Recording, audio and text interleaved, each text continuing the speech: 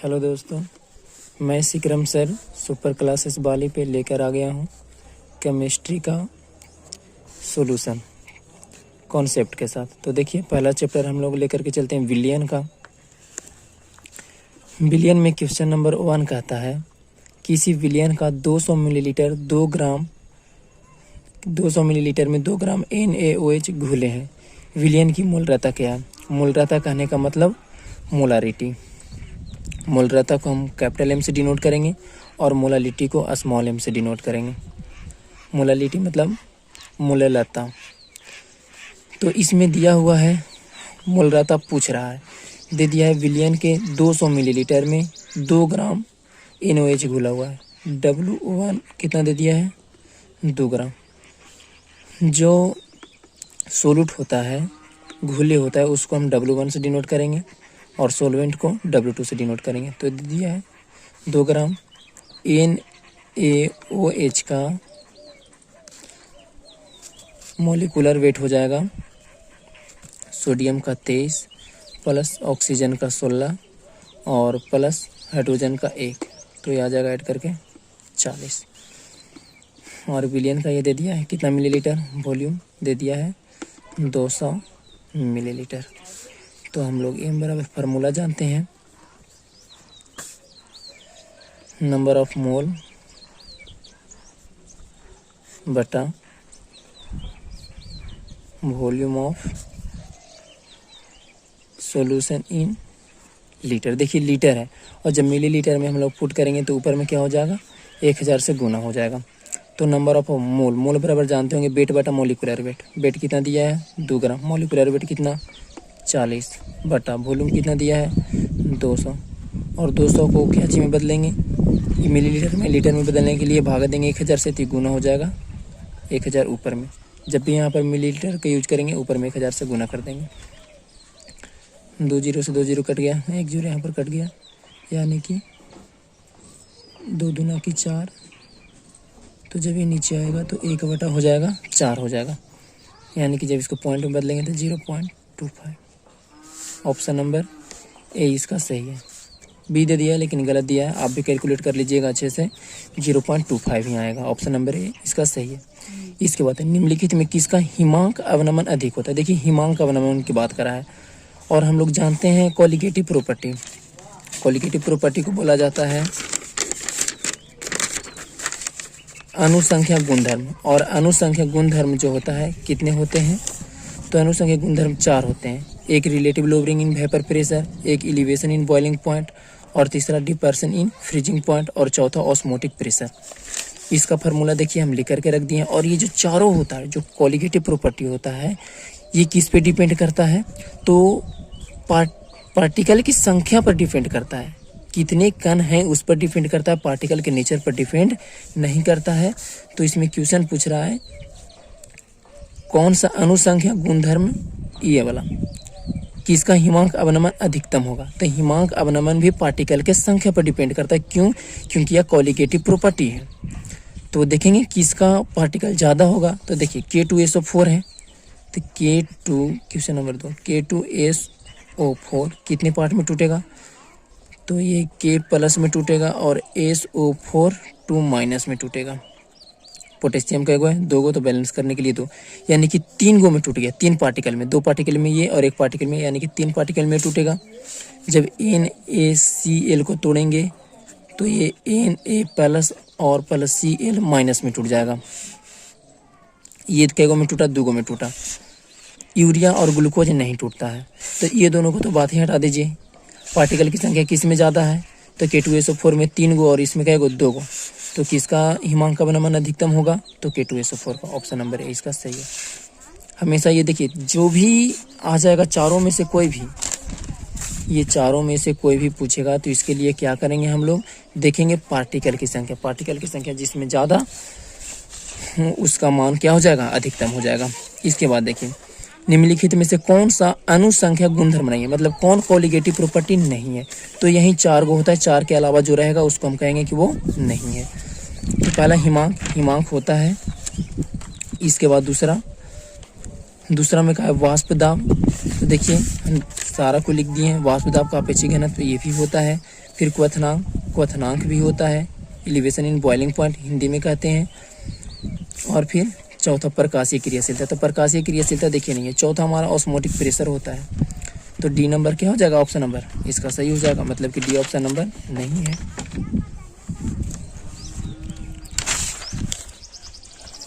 इसके बाद question number 4 में कहता है कौन ताप द्वारा प्रभावित नहीं होता है, ताप द्वारा प्रभावित नहीं होता है। तो एक है सामान्यता। सामान्यता कहने का मतलब नॉर्मलिटी, मोललता मतलब मोलालिटी, और मोलरता मतलब मोलरिटी, और चौथा है फॉर्मूलता मतलब फॉर्मेलिटी। तो जो मोललता होता है, मोलालिटी होता है, वो ताप पर डिपेंड नहीं करता है। क्यों? क्योंकि मोलालिटी का जो फार्मूला होता है, जो मोलालिटी का फार्मूला होता है, स्मॉल m इक्वल टू होता है नंबर ऑफ मोल ऑफ सोलूट। सोलूट कहने का मतलब घुल्य, घुल्य के मोलों की संख्या बटा वेट, वेट मतलब द्रव्यमान ऑफ किसका, सोलवेंट, इन केजी, केजी में होता है। देखिए केजी में होता है, इसका द्रव्यमान जो होता है केजी में होता है। अब बताइए जब हम इसको ताप को बढ़ाएंगे, ना तो सोलूट की मात्रा में कोई फर्क पड़ेगा और ना ही इसके द्रव्यमान में कोई फर्क पड़ेगा। क्यों? क्योंकि ये क्या है, केजी है। केजी को ताप से कोई फर्क नहीं पड़ता है। लेकिन बाकी सब में देखेंगे तो उसमें आता है वॉल्यूम होता है, और वॉल्यूम को जब हम लोग गर्म करेंगे तो वो क्या हो जाता है, बढ़ जाता है। तो हमारा आंसर कौन हो जाएगा, डी हो जाएगा। क्यों होगा आप समझ गए होंगे। तो आपको बढ़ाने से दोनों पर, ना तो इस पर और ना ही इस पर, कोई इफेक्ट नहीं पड़ता है, कोई प्रभाव नहीं पड़ता है। इसलिए हमारा आंसर ऑप्शन नंबर हो गया बी सही। पाँचवा में कहता है कि 234.2 ग्राम चीनी के घोल में 34.2 ग्राम चीनी है। घोल की मोलर सांद्रता क्या है? मोलर सांद्रता देखिए, मोलर, मोलर कहने का मतलब मोलालिटी। तो दिया हुआ है कितना ग्राम दिया हुआ है, 234 ग्राम। W2 हमारा कितना दिया हुआ है, W यानी कि टोटल W दिया हुआ है 234 ग्राम। फिर घोल में 34.2 ग्राम चीनी मिला हुआ है। चीनी यानी कि W1 हो जाएगा, घोली है कितना, 34.2 ग्राम। अच्छा ये भी 34.2 ग्राम था। इसके बाद घोल की मोलर सांद्रता तो हम लोग जानते हैं, नंबर ऑफ मोल, और चीनी मिला रहा है तो C12H22O11। इसका मोलिकुलर वेट निकालेंगे तो कार्बन का 12 से गुना करेंगे तो 144 प्लस 22 और प्लस 16 होता है, 16 6 6 1 7 और 176। मोलिकुलर वेट आप लोग निकालना जानते होंगे। जब इसको ऐड करेंगे तो आ जाएगा 6 2 8 8 4 12 के 2 7 2 9 9 4 13 और एक हाथ में वाला 14 के 4 हाथ में 1 और 1 2 हाथ वाला 1 3 342 आया इसका मोलिकुलर वेट। हमको निकालना है मोलालिटी स्मॉल m। तो हो जाएगा वेट बटा मोलिकुलर वेट। वेट कितना है 34.2 बटा मोलिकुलर वेट इसका कितना निकल कर के आया चीनी का, तो 342 बटा वेट ऑफ सोलवेंट होता है। देखिए weight of solvent in KG, तो वेट कितना दिया हुआ है 334.2 ग्राम। ये टोटल वेट है। टोटल वेट में से इसको घटा लेंगे तो हमारा सोलवेंट वाला बच जाएगा। हम लोग जानते हैं जो सोल्यूशन का वेट होता है, इसमें सोलूट यानी कि W1 और W2 दोनों मिल करके होता है पूरा का। W1 घटा लेंगे तो W2 का मिल जाएगा। तो नीचे में हो जाएगा 234.2 और माइनस कर लेंगे हम लोग 34.2। और देखिए केजी में कह रहा था, जबकि यह है क्या चीज में, ग्राम में। तो ऊपर में कितना से गुना करना पड़ेगा 1000 से। नीचे में भागा देंगे तो चला जाएगा ऊपर। इसके बाद सोल्यूशन इसको कर लेना है। पॉइंट हटाने के लिए 1 0 दे देंगे, इसको काटेंगे तो 10 बार में कट जाएगा, 1 0 कट जाएगा, यानी कि ऊपर में बच गया 100 और नीचे में जब घटा करके देखेंगे तो आ जाएगा टोटल 200, यानी कि हमारा आंसर आ गया 1/2 यानी कि 0.5। आपको समझ में आ गया होगा। ऑप्शन नंबर बी इसका क्या है, सही है।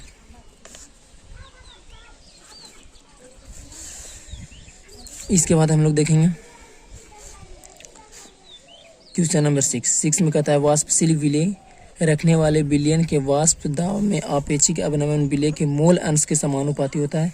तो मोल अंश के समानुपाती होता है मतलब मोल फ्रैक्शन के समानुपाती होता है। कौन कहता है?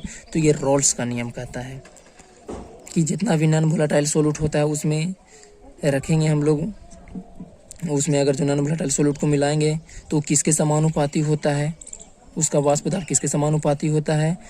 तो अपने मोल फ्रैक्शन के समानुपाती होता है। मोल फ्रैक्शन को लिखा हुआ है मोल अंश। इसके बाद तो इसका हो गया सी, रॉल्स के नियम। ये बहुत बार एग्जाम में पूछा इसलिए इसका डिफिनेशन भी आप लोग याद कर लीजिएगा। क्वेश्चन नंबर 7 में कहा है 5% केन शुगर, 5% केन शुगर जो कि आइसोटोनिक है। 1% देखिए है क्या कि दो गो सबस्टांस है, एक को मान लेते हैं x1 और एक को मान लेते हैं x2, और ये दोनों कैसा है? आइसोटोनिक। लेकिन कितना पर? पहले का 5% केन शुगर बता दिया है। 5% केन शुगर जो है, केन शुगर यानी कि C6H C12H22O11 शुगर मतलब चीनी, ये जो है 1% वाले एक दूसरे सबस्टांस के साथ क्या है? आइसोटोनिक है। आइसोटोनिक कहने का मतलब उसका जो ऑस्मोटिक प्रेशर होगा वो दोनों बराबर होगा, परसरण दाब जिसको कहते हैं। यानी कि π1 इसका ऑस्मोटिक प्रेशर है तो इसका π2 होगा और दोनों क्या होगा? बराबर होगा। तब इसके बाद कहता है कि अगर जो बराबर है तो दूसरा वाला का पूछ रहा है 1% घोल के साथ तो अनुभार कितना है? किसका? x2 का, दूसरे वाला का, क्योंकि इसका तो दिया हुआ है सब कुछ। तो π1 फार्मूला होता है पाई बराबर mRT, π1 तो m1 हो जाएगा, इसका m2RT, RT तो कांस्टेंट रहेगा तो RT कट जाएगा। अब कैपिटल M का मतलब क्या? मोलारिटी, मतलब मोलरता।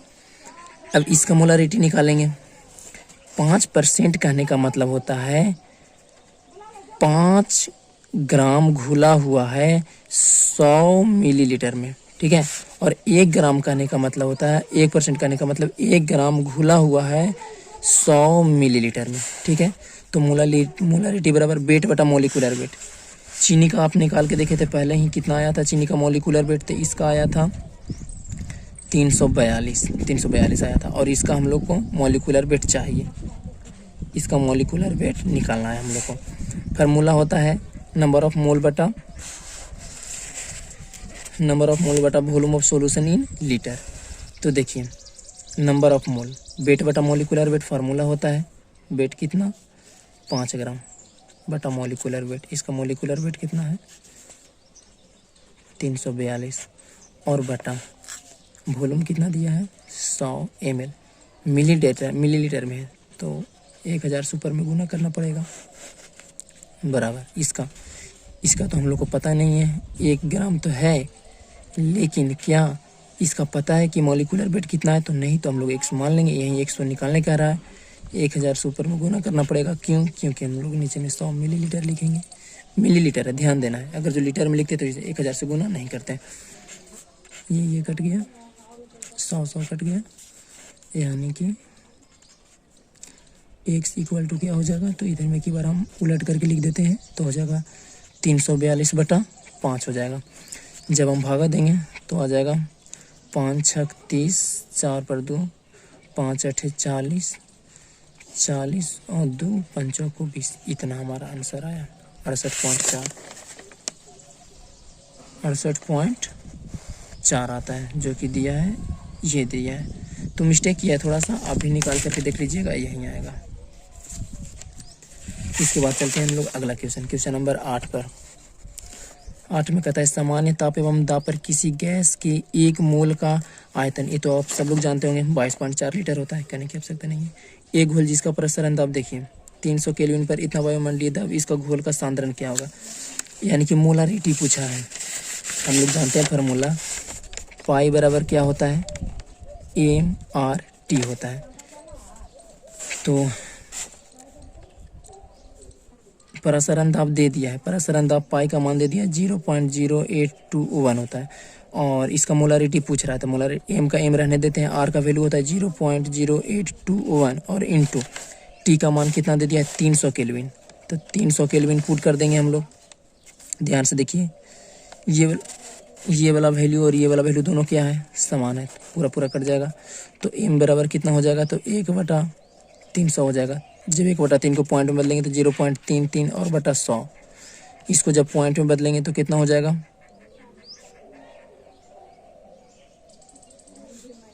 0.0033 हो जाएगा, इतना हो जाएगा। 2 जीरो और 2 जीरो से भागा दे रहे हैं तो 2 पॉइंट और पहले आ जाएगा। इसका ऑप्शन नंबर देखिए डी दिया है, 1 जीरो छोड़ दिया है। आप इसको कैलकुलेशन कर सकते हैं, इतना ही आएगा। इसके बाद क्वेश्चन नंबर 10 में कहता है कि निम्नलिखित जलीय घोल में किसका क्वथनांक अधिकतम होगा। क्वथनांक फिर से आ रहा है, वहीं क्वालिटेटिव प्रॉपर्टी का। तो देखेंगे जो सबसे ज़्यादा पार्टिकल में टूटेगा तो NaOH Na प्लस में टूटेगा, OH माइनस में, दूगो में टूटा। लेकिन देखिए Na2SO4 Na प्लस और SO4 2 माइनस, जब बैलेंस करेंगे तो दूगो, यानी कि कैगो में टूट गया, 3 गो में टूटा, दूगो ई और एगो ई।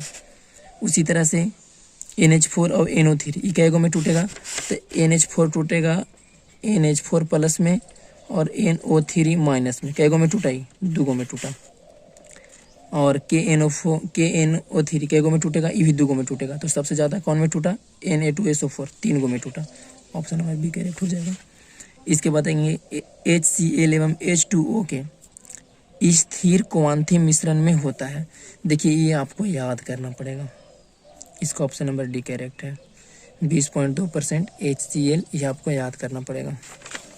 इसके बाद हम लोग अगला क्वेश्चन में चलते हैं, क्वेश्चन नंबर 12। क्वेश्चन नंबर 12 में एन घुले पदार्थ का मोल संख्या एन, तो कहता है इसका घुले का मोल प्रभाज। तो मोल प्रभाज इक्वल टू हम लोग फार्मूला जानते हैं, क्या होता है, मोल प्रभाज ऑफ सोलूट का होता है number of mole of solute बटा number of mole of solute plus number of mole of solvent. यही फार्मूला होता है, यानी कि अगर जो कैपिटल एन है वो स्मॉल एन से डिनोट करेंगे, तो स्मॉल एन हो गया सोलूट का, स्मॉल एन सोलूट का, और कैपिटल एन हो गया सोलवेंट का। कौन वाला आ गया, बी वाला ऑप्शन नंबर सही हो गया। इसके बाद एक जलीय विलयन का हिमांक दिया हुआ है इतना, इस विलयन के लिए KV इतना, KF इतना, तो क्वथनांक का उन्नयन ज्ञात कीजिए। तो इसका फार्मूला होता है डेल्टा, क्वथनांक आ रहा है, क्वथनांक यानी कि बॉइलिंग पॉइंट, तो डेल्टा TB बराबर फार्मूला होता है KBM गुने I होता है। जब कुछ नहीं दिया हो रहा है तो इसको हम लोग 100% मानते हैं, और 100% यानी कहने का मतलब 1, ठीक है। तो और एक और चीज़ दिया हुआ है इसमें, तो KB दिया हुआ है, लेकिन क्या मोलारिटी दिया हुआ है, तो नहीं दिया हुआ है, तो हम लोग निकालेंगे कैसे। तो एक और फार्मूला जानते हैं कि डेल्टा TF यानी कि फ्रीजिंग पॉइंट KFM होता है, यहाँ से हम लोग M निकाल लेंगे।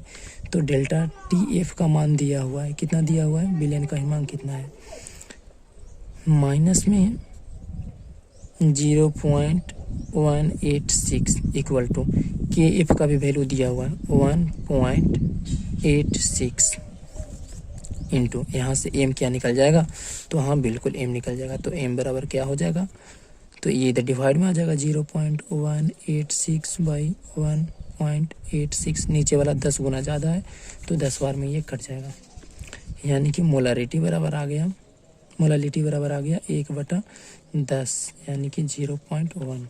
इसके बाद हम लोग डेल्टा TB निकाल लेंगे। तो डेल्टा TB बराबर फार्मूला क्या होता है, ये होता है KBM। KB का वैल्यू दिया हुआ है, कितना दिया हुआ है,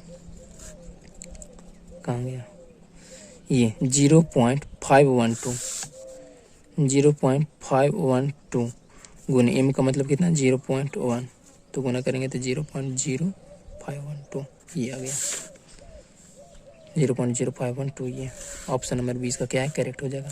इसके बाद क्वेश्चन नंबर 14, इसमें कहता है कि 0.1 मोलारिटी है और इसके इतना विलयन के वांट ऑफ गुणांक दे दिया है, कितना दे दिया है 2.74 है, तो वियोजन की मात्रा होगी कितना होगा। तो वियोजन की मात्रा हम लोग अल्फा निकाल लेंगे, कौन टूट रहा है, तो टूट रहा है AnO3 का होल 2। देखिए इसका एकदम कॉन्सेप्ट बताते हैं, ये टूटेगा किस में टूटेगा, तो Ba2 प्लस में टूटेगा और प्लस NO3 माइनस में टूटेगा। ये दो है बैलेंस करने के लिए दो। जब इस शुरू में एक होगा तो शुरू में 0 0 टूटेगा, लेकिन जब ये अल्फा टूट जाएगा, अल्फा डिसोसिएशन होगा तो 1 माइनस अल्फा बचेगा। यहाँ पर अल्फा बचेगा, ये 2 से गुना है तो 2 अल्फा बनेगा। और जब हम लोग निकालते हैं तो यहाँ से निकलता है आई बराबर कितना, तो फाइनल बटा इनिशियल, तो सबको जोड़ेंगे 1 माइनस अल्फा प्लस 2 अल्फा, नीचे में जोड़ेंगे 1 प्लस 0 तो कितना आ जाएगा। और आई का मान दिया हुआ है, कितना दिया हुआ है 2.74 और बराबर अल्फा कट गया, यानी कि 1 प्लस 2 अल्फा। देखिए नीचे में तो 1 बचेगा, 1 लिखना कोई ज़रूरी नहीं है, तो यहाँ से आ गया 2 अल्फा बराबर ये 1 इधर प्लस में इधर आके घट जाएगा, यानी कि 1.74 बचेगा। यहाँ से अल्फा बराबर आ गया 1.74 बटा कितना 2 से काट देंगे तो 0.2 8 16 2 7 14 0.87 यानी कि 87%। कौन सा है, ऑप्शन नंबर 20 का सही है। सी दिया है लेकिन ये गलत दिया है, बी होगा। इसके बाद हम लोग क्वेश्चन नंबर देखेंगे 15 में कहता है के बी बराबर डेल्टा टी बी, जबकि घोल का मोल रहता है। देखिए तो हम लोग जानते हैं डेल्टा टी बी बराबर होता क्या है, तो के बी और गुने एम होता है। और यहाँ पर दिया क्या है, तो डेल्टा टी बी बराबर सिर्फ दिया है के बी, एम की जगह पर कुछ नहीं, तो 1 है, तो एम किसके बराबर, कितना के बराबर 1 के बराबर, 1 इसका आंसर हो गया। इसके बाद बेंजोइक अम्ल का बेंजीन घोल में वांट ऑफ गुणांक क्या होता है, तो ये जो है ना वांट ऑफ गुणांक इसका 0.5 हो जाता है। क्यों, क्योंकि बेंजोइक अम्ल को जब अंदर डालते हैं हम लोग, देखिए होता क्या है, इसका फार्मूला होता है CH3C डबल बॉन्ड O और OH, इस तरह से रहता है। ये को जब डालते हैं तो होता क्या है कि अंदर में तो ढेर सारे इसके मॉलिक्यूल रहेंगे, तो CH3 इधर में OH और इधर में डबल बॉन्ड O, तो अंदर में जा करके ना ये हाइड्रोजन बॉन्ड बना लेते हैं, डाइमर बन जाता है। डालेंगे 2 अंदर में बन जाएगा एगो, देखिए 2 था, एगो ई था, जब अंदर में डालें तो क्या बना लिया, हाइड्रोजन बॉन्ड बना लिया। हाइड्रोजन बॉन्ड बनाने के कारण 2 से एगो हो जाता है, तो क्या हो जाता है, इसका आंसर आ जाएगा 0.5। देखिए इधर में 2 हम लोग बेंजीन डालेंगे, एक्स मान लिए, क्या हो गया 2 था शुरू में। देखिए अगर जो पूरा सोल्व करेंगे तो इस तरह से इसी वाला कॉन्सेप्ट पर आप सोल्व कर लीजिएगा, आ जाएगा कितना 0.5। अगर जो 100% होता, ये 2 रहता, 2 बनता तो पूरा हो रहा है तो 1। अगर जो 2 हो गया तो 2 हो जाएगा। चलिए आओ आगे चलते हैं, समझ गए होंगे। इसके बाद क्वेश्चन नंबर 17 में क्या होता है कि दिया हुआ 250 ml घोल में 4 ग्राम NaOH घोले रहने पर घोल की मोलरता होगी। मोलरता ध्यान देना है, कैपिटल M मोलरिटी पूछ रहा है। इसका फार्मूला नंबर ऑफ मोल, तो 4 ग्राम दिया हुआ है तो 4 बटा NaOH कितना होता है 40 होता है, इसका मॉलिक्यूलर वेट पहले ही निकाले थे। इसके बाद बटा कितना, तो 250 गुने कितना हो जाएगा 1000 हो जाएगा, क्योंकि मिलीलीटर में है। इसके बाद काट देते हैं इसको, 1 0 से 1 0, एक बार नीचे वाला 0 कट जाएगा, 4 से 4 खत्म हो गया, यानी कि 10 बट 5 काट देते हैं, 5 5 25, 5 दूना की 10, यानी कि 2 बटा 5। 5 से जब काटेंगे तो 0.5 को 20, 0.4। ऑप्शन नंबर 20 का क्या है, सही है।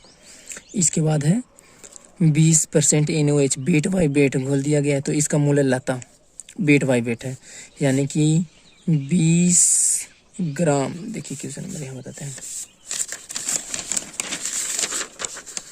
20% बेट बाई बेट दिला है, मतलब 20 ग्राम मिला हुआ है कितना में, तो 100 ग्राम में, ठीक है 100 ग्राम द्रव्यमान में, तो हो जाएगा 20 बटा NaOH का द्रव्यमान कितना था, सोडियम का 23, फिर से निकालेंगे तो इसका 40 आवेगा, ये हो गया नंबर ऑफ मोल बटा weight of solvent in KG, तो कितना 100 ग्राम में, तो 100 लिखेंगे केजी में बदलने के लिए, यहाँ पर 1000। बस सॉल्यूशन कर लेना है, 2 0 कट गया, एक जीरो, इसका वाला कट गया, 4/20/4 यानी कि 4×5 = 20, कितना आ गया 5 आ गया। ऑप्शन नंबर नहीं मिल रहा है इसका, तो नहीं मिल रहा है। आप लोग भी सॉल्यूशन करके देख लीजिएगा, ये बिल्कुल करेक्ट आंसर है, बिल्कुल करेक्ट आंसर है। इसके बाद जल का कड़ापन का कारण है, ये आपको याद करना पड़ेगा। कैल्शियम और मैग्नीशियम के कार्बोनेट के कारण होता है। कैल्शियम और मैग्नीशियम का आयन तो रहता ही है, लेकिन किसके साथ, कार्बोनेट आयन के साथ, आपको याद करना पड़ेगा। मूलरता को व्यक्त किया जाता है, तो देखिए मूलर, अच्छा ये तो मोलालिटी है। मूलरता होता है नंबर ऑफ मोल, तो मोल ऊपर में बटा volume of solution in litre, तो वॉल्यूम क्या चीज में रहता है, लीटर में, तो मोल पर लीटर क्या हो गया, मोल पर लीटर। ऑप्शन नंबर सी इसका करेक्ट हो गया। इसके बाद समपराशरी विलयन में समान होती है। समपराशरी, तो समपराशरी नाम से ही आप लोग को क्लास में बताया गया होगा। मोलर सांद्रता बराबर होता है 27 डिग्री सेंटीग्रेड पर 1 मोलार, ए मतलब मोलारिटी कैपिटल M, 1 मोलारिटी विलयन का प्रसरण दाब है, पाई बराबर पूछ रहा है। प्रसरण दाब पाई बराबर होता है MRT। एम का मान दे दिया है 1, आर का मान जानते हैं 0.0821 और इंटू टी कितना दिया है 27 डिग्री सेंटीग्रेड, लेकिन हमेशा केल्विन में बदल के, जब केल्विन में बदलेंगे तो 273 क्या हो जाएगा, ऐड हो जाएगा कितना में, 27 में, तो आ जाएगा 300। तो देखिए 2 जीरो तो पॉइंट तो यहाँ आ जाएगा, और 3 से गुना करेंगे तो 3 दूना की 6, 3 8 24, इतना आएगा। पॉइंट यहाँ पर आता है, लेकिन कहाँ आ जाएगा, 2 अंक आगे आ जाएगा, यानी कि यहाँ पर 24.618। बी वाला क्वेश्चन, बी वाला ऑप्शन सही है। इसके बाद है किसी को अथनांक एक वायुमंडलीय दाब पर सबसे उच्चतम होता है। तो फिर से देखिए आ गया कोलिगेटिव प्रॉपर्टी से, तो जिसका पार्टिकलों की संख्या ज़्यादा उसी का हमारा वायुमंडलीय दाब सबसे ज़्यादा होगा। सबकी मोलारिटी क्योंकि समान है, तो देखिए NaCl कैगो में टूटेगा, 2 गो में, सुक्रोज नहीं टूटेगा। BaCl2 कैगो में टूटेगा, 3 गो में, क्यों, क्योंकि Ba एगो और Cl माइनस में टूटेगा, 2 गो है तो 2 से बैलेंस करेंगे ना, तो एगो ही और 2 गो ही, कैगो हो गया, 3 गो, ये नहीं टूटेगा। तो किसका ज़्यादा हो गया, सी का। 24 में 1 किलोग्राम जल में कितना द्रव्यमान इथेनॉल डाला जाए कि इथेनॉल का मोल प्रभाव जितना हो जाए। तो मोल प्रभाव बराबर हम लोग फार्मूला जानते हैं, क्या जानते हैं, स्मॉल n बटा small n plus capital N। ये फार्मूला देखिए क्वेश्चन नंबर 12 में ही था। तो ये दिया हुआ है, कितना दिया हुआ है, मोल प्रभाव 24 दिया हुआ है, 0.25 दिया हुआ है, 0.25 दिया हुआ है। n किसका पूछ रहा है, तो 1 किलोग्राम जल में कितना द्रव्यमान इथेनॉल को मिला रहा है, तो इथेनॉल हमारा क्या हो जाएगा, सोलूट हो जाएगा, स्मॉल m की जगह पर इथेनॉल का हो जाएगा। तो इथेनॉल का हो जाएगा, तो इथेनॉल का फार्मूला क्या होता है, C2H5OH, ये होता है। और इसका जब मॉलिक्यूलर वेट निकालेंगे तो 12 दूना 24 प्लस 5 प्लस ऑक्सीजन के 16 प्लस 1, 24 6 30 10 40 और 6 46 आ जाएगा।